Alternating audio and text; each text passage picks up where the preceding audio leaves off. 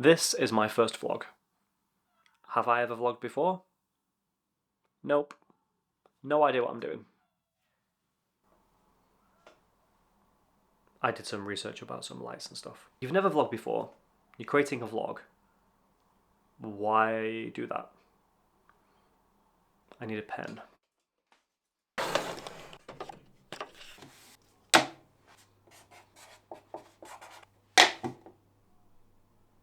Kids are really good at being beginners. They don't care. They're a beginner at everything they do. They just jump in, play around, learn new things. There's nothing to prove. But when you get older, it's kind of a little bit more challenging to be a beginner again. It sometimes feels like taking a step back. Going back to being a beginner again, that isn't an easy thing to do. You have to deal with those emotions of knowing that the work you're producing right now is not your best work. Of course it's not. You're learning how to produce your best work by doing this right now, by going through that process. You also have to have a certain amount of grit because those improvements are not going to happen tomorrow or the next day. You have to be in it for the long haul and let all of those small improvements build up over time. I know this is not my best video, but the only way I'll produce a better video is to produce this video right now.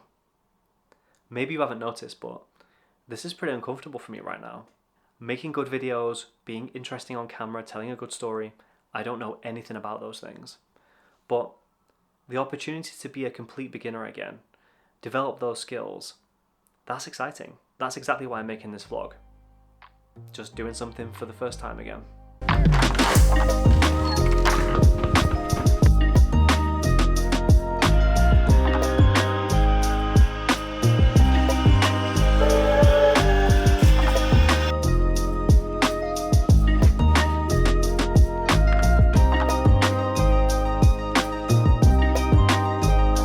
Caffeine addiction? No, sorry, I don't know. When I was younger, I got really interested in coding. In high school, in fact, I would just spend every day waiting to get home, write more code.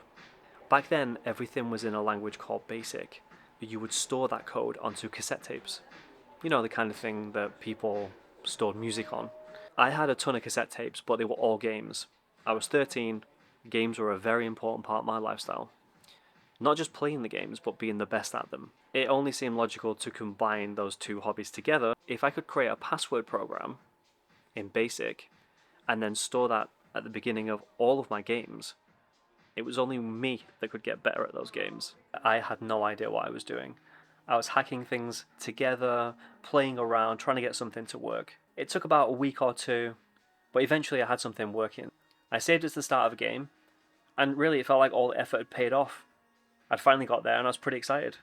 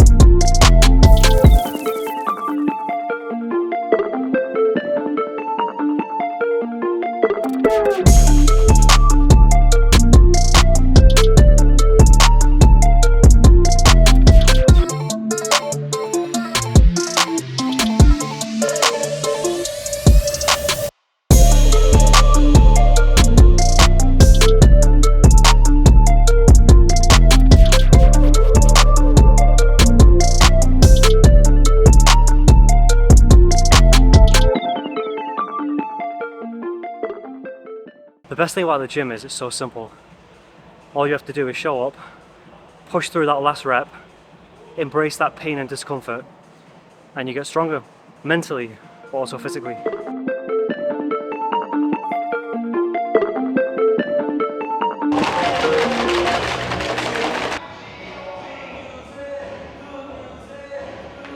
The hardest part of the session is drinking this. The first thing I wanted to do was show off. So I went to find my friend to show him what I'd wrote. I was pretty sure he'd be impressed. My excitement didn't last very long. He guessed the password straight away. I figured, okay, maybe he just knows me too well, so I changed the password. Then he guessed it again, and again, and again.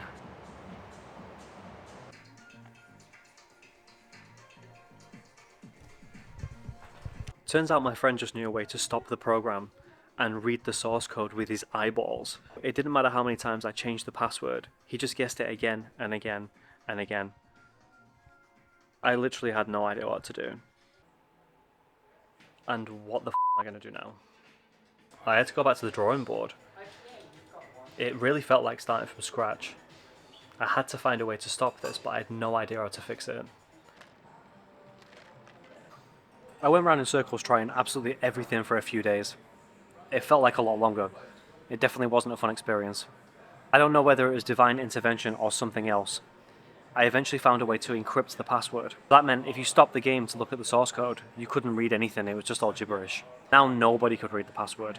I remember that moment feeling really, really good. I'd finally cracked it after putting all that time in to solve the problem. And if you ask any programmer today, they'll all tell you the same thing, that feeling never goes away. In fact, that feeling is very addictive. That 13-year-old taught me an important lesson. He had the grit to keep going even when he had no idea what he was doing. He knew how to stay uncomfortable and keep pushing until eventually it paid off. Turns out, after a long summer of playing very few games, that 13-year-old also forgot the password. If it wasn't for the most genius move of my career so far, that would have meant that nobody could play any of the games. But I realised I could cut the program out. Like, cut the program out of the tape with scissors. That's not something you can say every day as a programmer. In fact, in 2023, if you are saying that as a programmer, I think you need to take a long, hard look at your career. Oh, shit. But the moral of the story is, there are times in life when you have to embrace being uncomfortable. You have to lean into it and push through it, knowing that eventually you always get there in the end. That's been a really valuable lesson to me so far in everything I've done.